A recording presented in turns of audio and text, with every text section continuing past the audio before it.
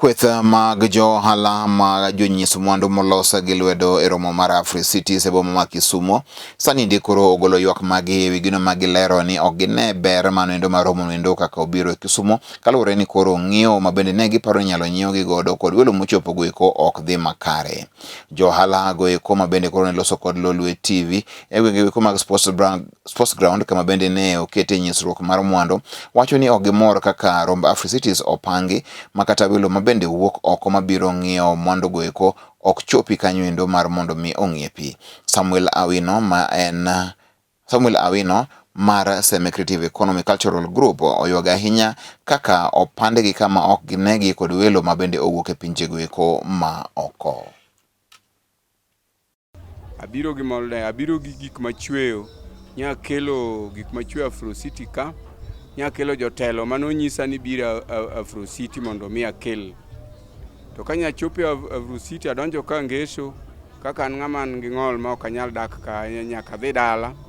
To seche manonyisa na kel jotelo an ang'e ni tera sport ground kuma joma chweyo go nitie. Oduogo soya kae neweno itera so ground oduogo soya sport ground ka ni jotelo go biro. Jotelo go ikadho kodgi ka gimito kaka gidhi mana so ground anta chweyo gi ka kelo an 6 ni ok adware pesa kele kaka present mar Raila ote ni achopo kuom profesa ma wuod Seme an gi an sika ma onego be na miyo president to kadwa ni president otiek tam ne kapok amiye an sik. Atimo beadwork, mat making gi watimo clay work bende. Koro challenge man tiere godo in this Afro-City mokwongo nyaka ne Afro-City ochakre pok wayudo kony mora from the county. To apart from kony ntiere kaka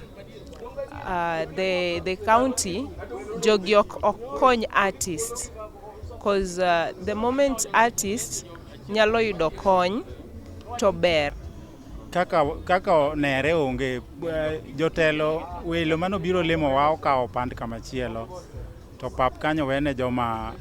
loso gige lwedo joma uso gik moko as one ng'eny artist gino wang' nikech ng'ato samoro ni gik mang'eny onge kaka onyalo ting'o gi mondo mi ochop kama ne time show ka wayudo ng'eny jomoko ntiere show ground jomoko ntiere koni koro wakia ni joma loso gik lwedo moko pogi to moko mamoro ji emomi first priority mano ema wuoro sa kuro koro wawuoro nto ang'o momiyo ne giluongo mondo mi jochul exhibitors ochul space mar timo display ni biro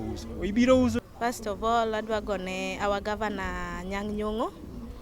ma omiyo wana first wa exploit ourselves in business wise kake koro Afro-Cities ni kako biro ka wa grow a business pok waneno gimoro motimre marach wagone welo go temo biro Kisumu ka promote businesses wagone giero kamano. Ajiwo gi mana ni kik gi lose hope nikech pod wan gi ndalo ariyo ma pod jogi ntiere go ka to wan tiere sport ground ang'e ni joma Mboleo gibe ne gifanikiwa